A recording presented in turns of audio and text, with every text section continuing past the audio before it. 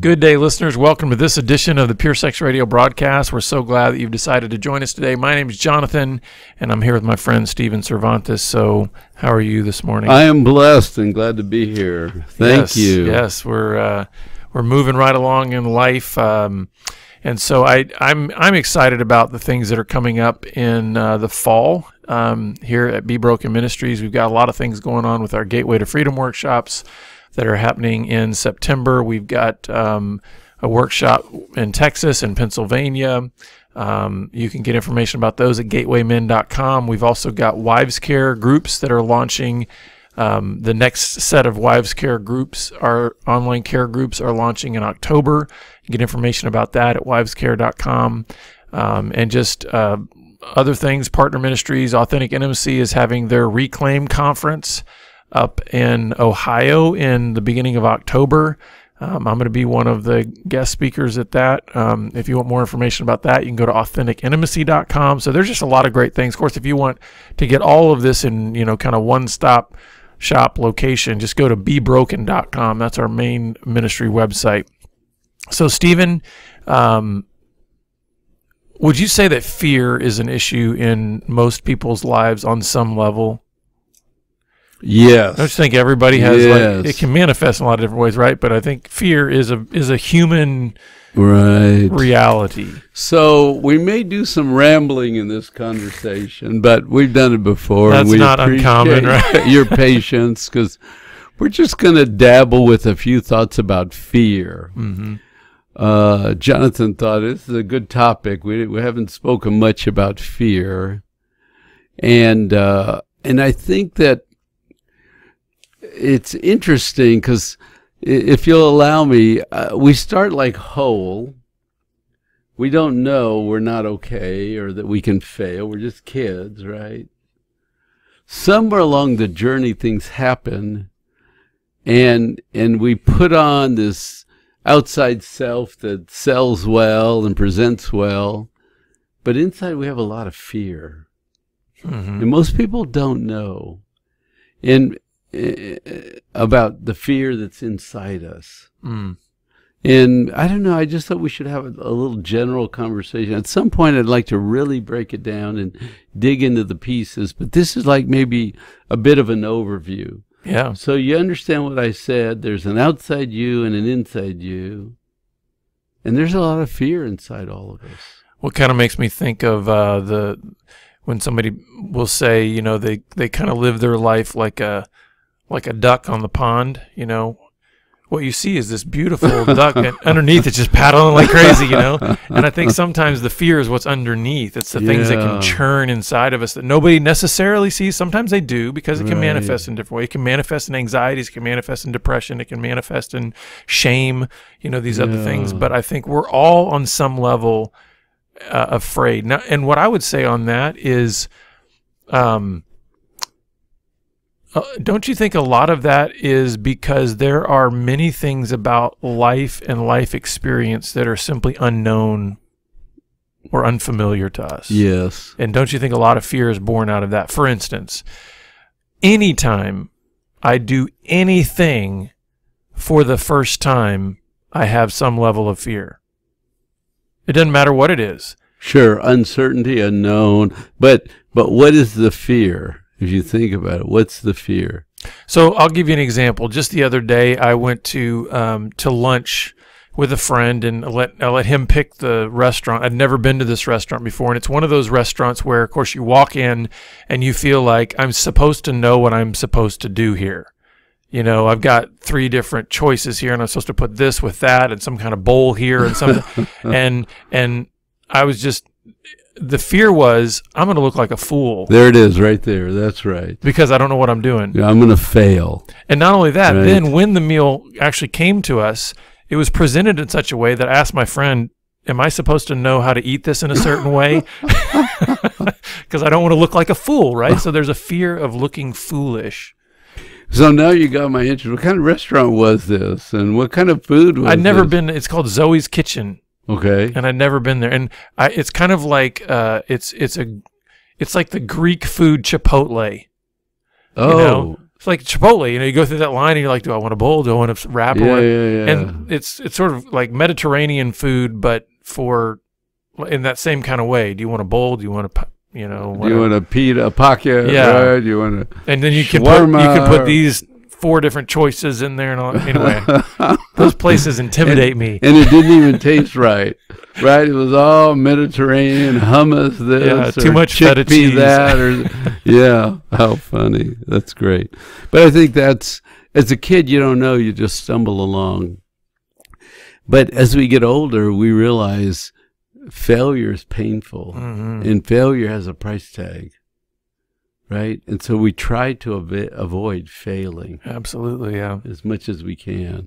And it's interesting because we didn't know that as children. As children, we were just exploring the world. But then when you put it in a context, I was reading this book, and this little girl was 5 years old, and they were Greek. And it's funny you said feta cheese. This mother made her daughter a little sandwich that had feta cheese in it, right? She's 5. She's got her new school outfit on. She has her new school lunchbox. She's so hopeful. She opens her lunchbox, and the boy next to her, he's 5, screams, "Stinky cheese! Stinky cheese! This girl brings stinky cheese!" And all the other kids, "Oh no, stinky cheese!"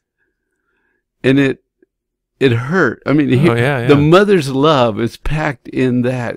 Her favorite food, her favorite comfort sandwich, the mother's sending a blessing. But another human gets animated, gets loud, controls the table, labels the girl as the stinky cheese girl. Oh, wow, She's 5 years old. She closed her lunchbox. She throws the food away. And for the next several weeks, her mother packs lunch and she throws it away. She does not eat lunch for weeks.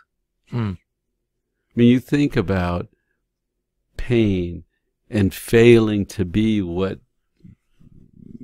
other people, and getting a label and being pointed out. And I could only read the first 3 or 4 pages of the book. I haven't gone back to it. Yeah. It was so painful to feel what that little girl felt. And she said, that was the beginning of my life. And, and so it's painful to be a disappointment to someone else. Yeah. And for them to tell you that you're such a disappointment. And I think a lot of that is because I believe we were designed to belong in community and in relationship. And I think that's something that's just hardwired into us as human beings. So at any point at which we are sort of cut off from the possibility of that kind of reception, like, hey, I want you, you belong here, enter my world, it's painful. And then it can create shame. It can create fear, So yeah, then I think in that particular little girl's case, I would imagine that had a huge influence on any kinds of risks that she might have taken from that point to enter into other social settings. Right? Right. She sat by herself. She threw away her lunch. She tried to protect herself so she wouldn't feel any more pain. And that then becomes foundational for her relational paradigm moving forward, right? Yeah. Yeah. It's funny because another girl had sort of, her hair wasn't great, and the boys started calling her names. And that name followed her.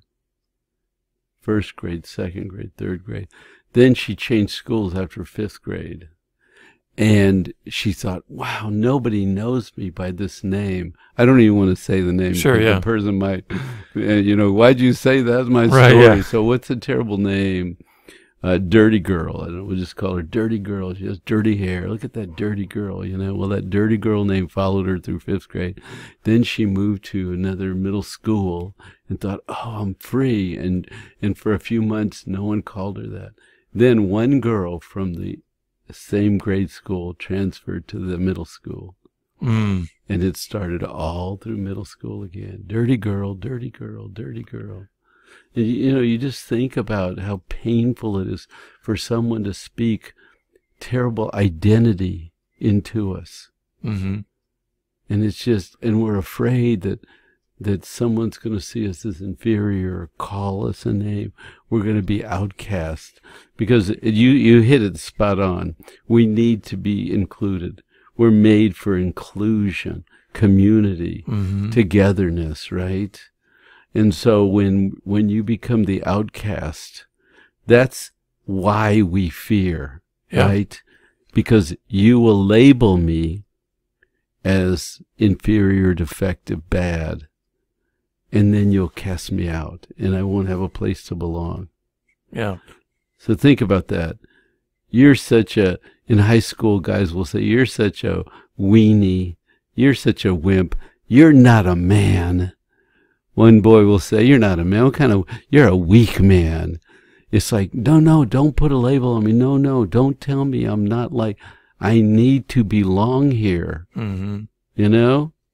Yeah. So at our deepest fear is, will I have a place to belong? Where can I belong? I want to belong. Right? That's the first part. And then the second part is, I want to be known. Mm. I want to be known. This person said to me, it was a few months back, she said, I know how to live around people really well, but I don't know how to live well with people. Mm. Because all of my life, nobody wanted to know me. And I've been married twice. I'm in my third marriage. And I still have to live around people because no one wants to know me. Wow. Yeah. Isn't that sad? Yeah, there's so much pain in that. And I think what happens is the more that those fears almost get confirmed in our lives because of the way that people can mistreat us, is then it diminishes our willingness to initiate relationship, right? Mm. So the more that we are told, dirty girl, the more we're told, you don't belong here, the more you're told by, verbally or just by actions, I don't want to know you, that just further isolates us into kind of a separate life, to where we then say, okay, I will live around people, but I know that I'm never going to say something that would invite deeper dialogue or anything, because it's like I've been burned too many times. And so it's kind of like there's a spiral that happens with fear. It's like fear begets more fear, right? And then eventually your world gets smaller and you pull away and you get further and further away from what you're actually meant for. And so maybe the discussion is going into sad statements that we've heard that have a fear part to it also. Mm-hmm. Because here's another statement that was made to me in the last year. This guy said, I have never been loved well. Mm-hmm. I've been married a couple of times and in a couple of relationships. And this is an older gentleman. And he's saying to me, I've never been loved well. I thought, there have been a lot of people in your life. Well, all of those were misses? Yeah. And you hear the sadness. Does anybody want to know me? Does anybody want to pursue me? Does anybody want to esteem me? Does anybody want to include me? Or I'm afraid I'm going to live with all this and then die. Mm-hmm.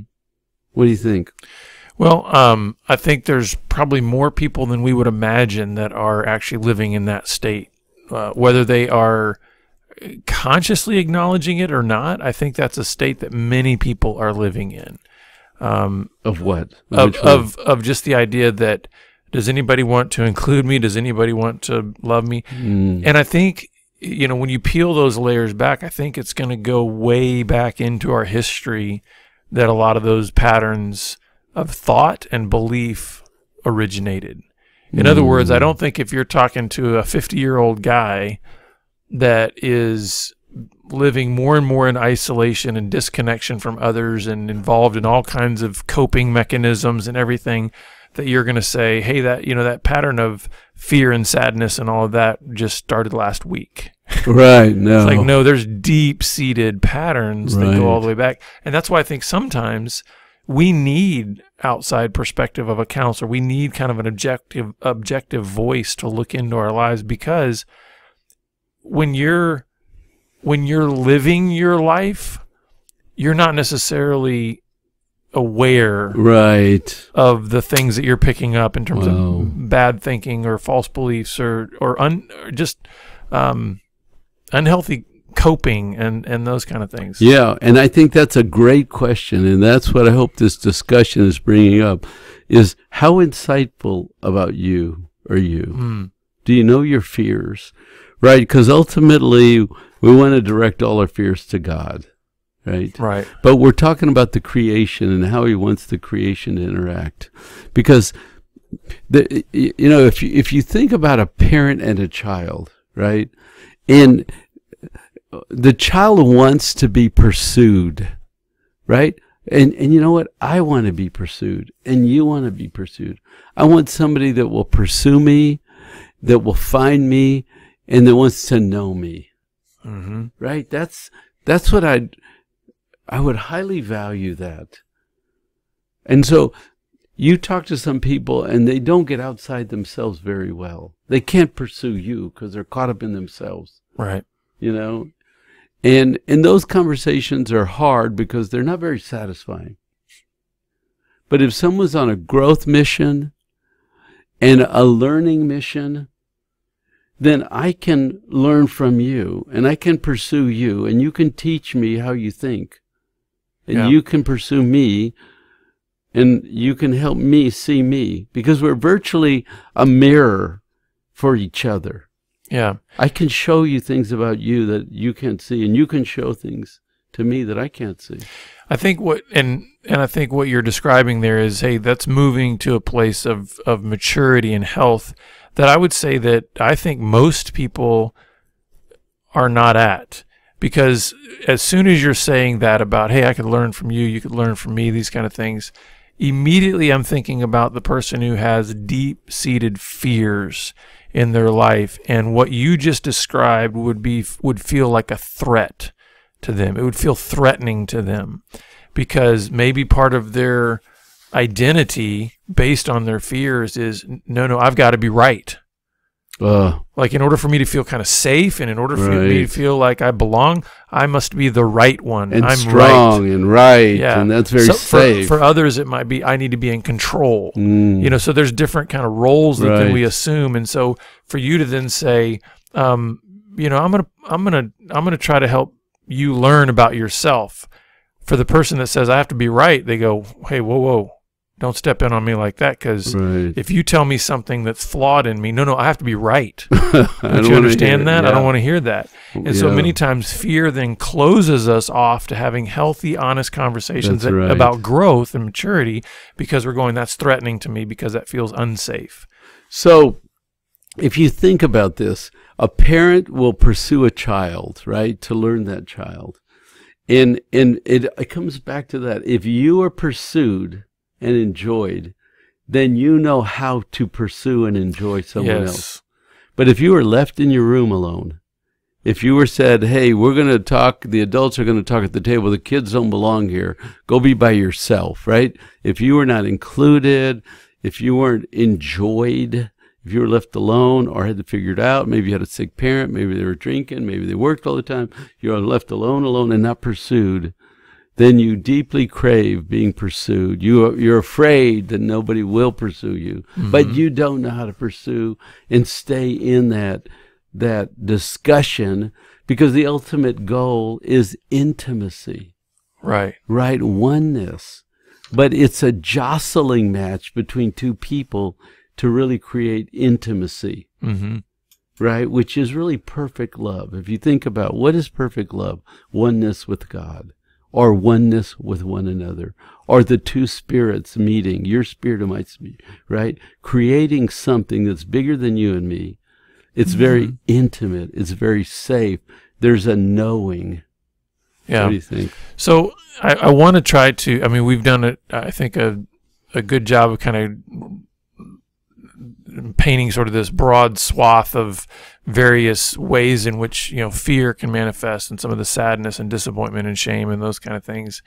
Can we try to talk a little bit about moving from that state to a healthier response to fear? Because you said ultimately we need to take those fears to God, right? Right. What are some ways that, I'm sure there's plenty in our audience that's saying, man, I can relate to many things you're talking about old childhood situations that, caused fear or were born out of fear or whatever. But then, okay, what do I do about that? Now, how do I respond to my fears in new and better ways so that I don't stay crippled by my fears? Yeah. So just be mindful. I'll make one more point here. Be mindful that fear lives in us because of the potential for rejection, right? But our spirit has an answer to that fear. And we have heard so much fear language over the course of our life that we recorded it, and now we repeat it. If someone said, you're stupid, you're dumb, you're ugly, we don't want you, then we often repeat language of failure and shame and false identity. And so to get better is to recognize, to write down, to capture the dialogue and realize, I got to tell you something. My aunt died about 3 weeks ago, and her body was there, and her brain was there, and all the physiology and the neural pathways and all the connections and all the memories stored. But the spirit left that body. Yeah. And so I'd like to do a talk at some point about you and what you think about this. But my point is that spirit was not the brain that had all the negative language in it. Yeah. Do you understand? Mm-hmm. We are spirits in bodies. We own a brain. We run a brain. We are not our brain. Right. Because that brain went with the coffin to the grave. All the connections, all the storage, all the system, but the spirit left the body. So remember, just because you've heard a lot of language and repeated it, the spirit is in control of this body. You don't have to beat yourself up with old language that your brain knows. Yeah. And that's why I love the when Paul talks about don't be conformed to this world, but be transformed by the renewal of your mind. Yes. The mind is an immaterial part of us. While it utilizes our brains in our bodies, right? Right. The mind is really connected to your spirit. It's part of your spirit. It's, in other words, when the spirit left your aunt's body, the mind went with her, with the spirit, right? Because that's the... This is an interesting discussion, right? Because we're talking about the brain is the organ. The brain is the physical organ, but the mind is immaterial. Where you actually are conscious, where you actually have your thoughts, where you actually are alive is in your spirit. And so I think it's important to recognize that. So when we're talking about be renewed through the renewal of your mind, it's not merely synapses firing in your brain. I think there's something far deeper than that happens on the spiritual level that has that has that transformative power, so that you don't have to stay locked in these fear roles or these fear language prisons, and failure and doubt. Because then we turn to our spiritual side for answers. Well, will you reject me? Or is there a place that I can belong, that I'm safe? Right? That's the question we're asking. Is there a place for me to belong? Will I be loved? And if I mess up, can I be forgiven? And if I don't think perfectly, if I fear rejection, I want acceptance. Where can I go? And it's like the body of Christ.